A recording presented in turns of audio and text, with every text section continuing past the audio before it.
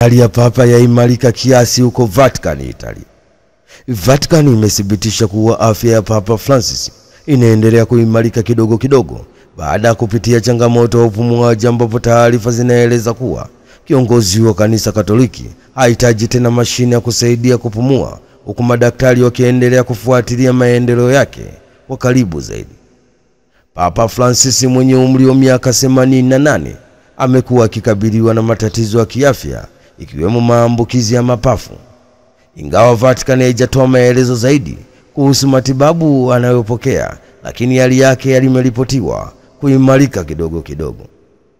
Waumini na viongozi wa kidini duniani kote wamekuwa wakifuatilia kwa karibu afya yake, wakitarajia atarejea katika majukumu yake haraka iwezekanavyo. Ni taarifa kutoka nchini Italia. Hatimaye Vatican imethibitisha kuwa afya ya Papa Francis inaendelea kuimarika kidogo kidogo baada ya kupitia changamoto ya upumuaji, ambapo taarifa zinaeleza kuwa kiongozi wa kanisa Katoliki hahitaji tena mashine ya kusaidia kupumua, huku madaktari wakiendelea kufuatilia maendeleo yake kwa karibu zaidi. Wananchi wafunga barabara ya Igunga.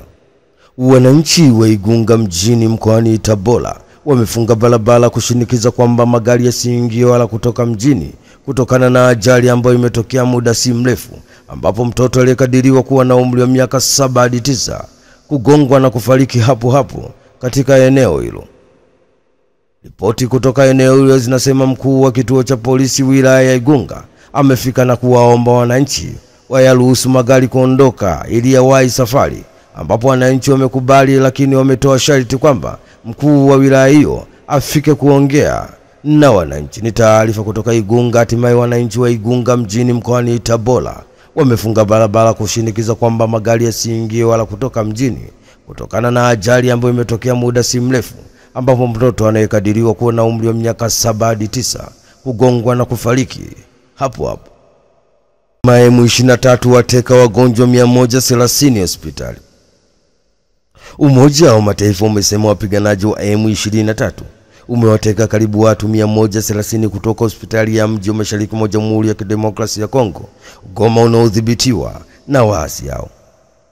Umoja wa Mataifa umesema wiki iliyopita M23 iliwachukua watu 116 kutoka hospitali ya Ndosho mjini Goma na 15 wengine kutoka hospitali ya Eli Africa kwa madai kuwa wao ni sehemu ya jeshi la Kongo au wanamgambo wanaounga mkono serikali ya Kongo. Msemaji wa ofisi ya haki za binadamu ya Umoja wa Mataifa, Levina Shamdassi, alisema katika taarifa kuwa ofisi hiyo ina wasiwasi mkubwa kuhusu usalama wa hali ya kiafya ya wagonjwa hao waliotekwa na waasi wa M23.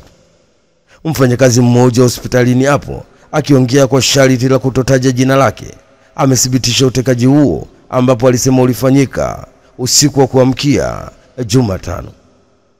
Tangu walipotoa tena silaha mwaka 2021, waasi wa M23 wameyakamata maeneo ya mashariki mwa Kongo yenye utajiri wa madini, ikiwemo mji mkuu wa Kimbo la Kivu Kaskazini, Goma, mwishoni mwa Januari. Ni taarifa kutoka huko Kongo. Hatimaye Umoja wa Mataifa umesema wapiganaji waasi wa M23 umeteka karibu watu 130 kutoka hospitali ya mji wa mashariki mwa Jamhuri ya Kidemokrasia ya Kongo, Goma, unaodhibitiwa na waasi hao.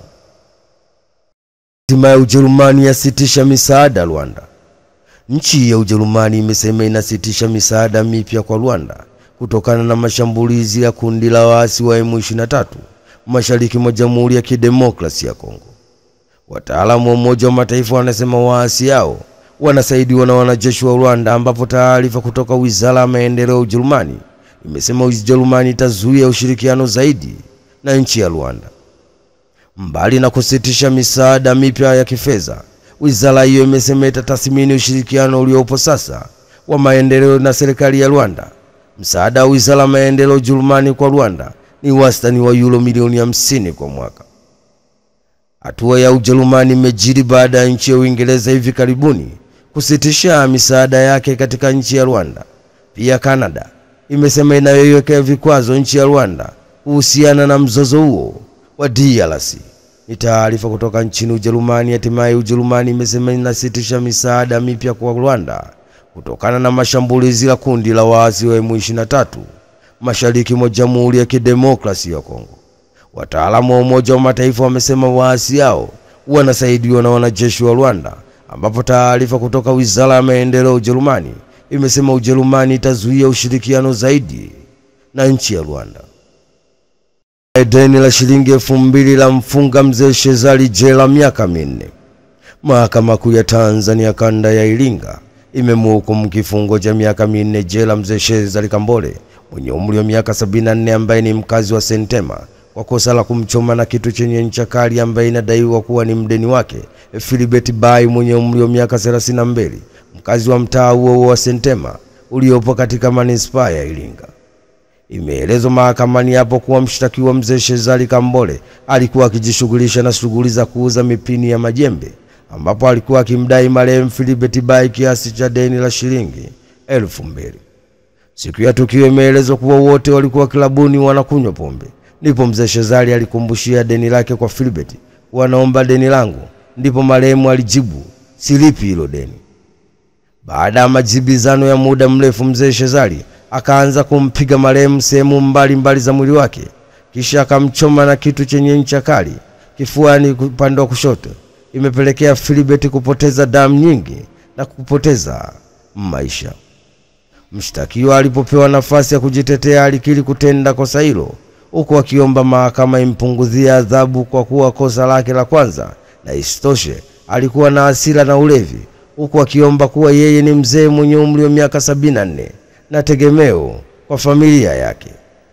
Hukumu ya kesi ya kuua bila kukusudia ilisomwa na Jaji Angaza Mwaipopo wa Mahakama Kuu ya Tanzania kanda ya Iringa, na upande wa jamhuri ulisimamiwa na wakili Babati Shengoma pamoja na Majidi Matitu, huku upande wa mshtakiwa ukiwasilishwa na wakili Jeli Mungo pamoja na Asifiwe Mwanjelo. Ni taarifa kutoka Iringa. Hatimaye Mahakama Kuu ya Tanzania kanda ya Iringa imemhukumu kifungo cha miaka 4 jela mzee Shezali Kambole mwenye umri wa miaka 74 ambaye ni mkazi wa Sentema katika kosa la kumchoma na kitu chenye ncha kali ambaye inadaiwa kuwa ni mdeni wake Philibert Bai mwenye umri wa miaka 32, mkazi wa mtaa huo wa Sentema uliopo katika manispaa ya Iringa. DF afariji familia ya aliyeuawa DRC.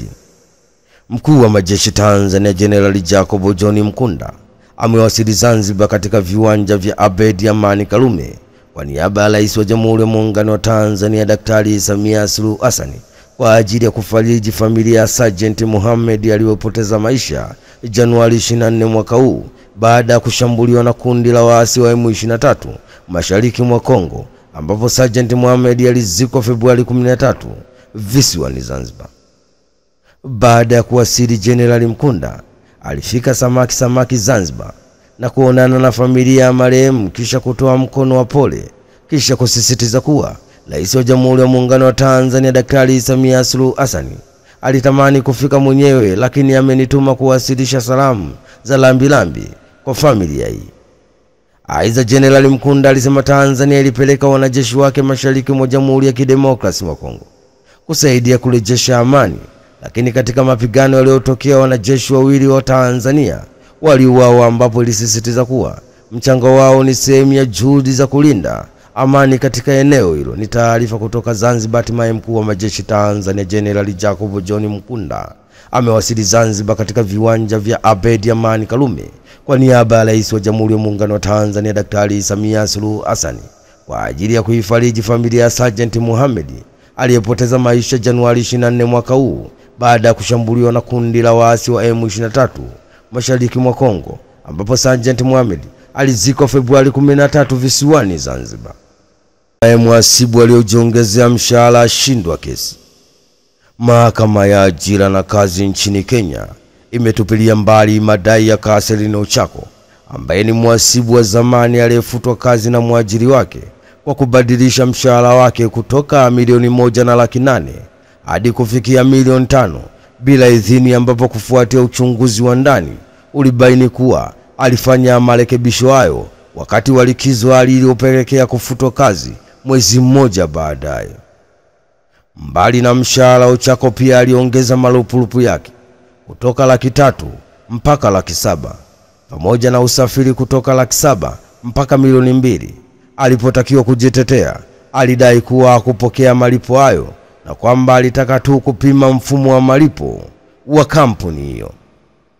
Hata hivyo, mahakama ilikubaliana na ushahidi wa mwajiri wake na kusema kuwa vitendo hivyo vilikuwa ni ukiukwaji mkubwa wa uaminifu kazini, na jaji wa mahakama hiyo alieleza kuwa kufutwa kwake kazi kulifuatia taratibu za sahihi za ajira na hakukuwa na ukiukwaji wa haki zake.